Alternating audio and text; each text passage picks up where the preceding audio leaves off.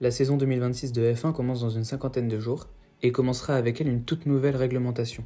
On a eu plein d'infos de partout ces derniers mois, alors je vous fais un récap de tous les changements dans cette vidéo. Hello, c'est Smile et aujourd'hui on fait le point sur la nouvelle année.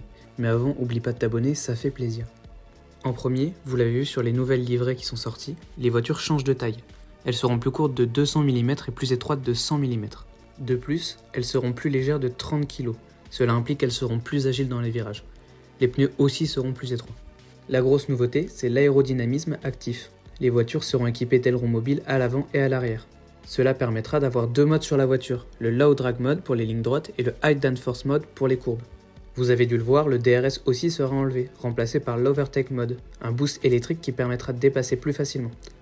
Le mode pourra être activé quand le pilote le veut, et pour éviter que les deux pilotes activent l'Overtake Mode et que rien ne change, le pilote derrière aura un boost plus puissant. Ce mode est possible grâce au nouveau moteur hybride 50% essence 50% électrique, alimenté par un carburant totalement durable, pour arriver au 0% carbone en Formule 1 en 2030. Et pour finir, petit dernier changement, les voitures auront une sécurité accrue, avec un halo plus solide et des voitures plus solides en général. Mais alors vous allez demander pourquoi tous ces changements ? Parce que la FIA veut du spectacle, des voitures plus dures à conduire, plus de déplacements et plus de variétés stratégiques. Alors on verra ce que ça donne en mars en Australie, et en attendant on a juste à voir les nouvelles voitures et à voir à quel point elles sont incroyables. Bref, c'est tout pour moi, il ne me reste plus qu'à vous dire à la semaine prochaine et des bisous.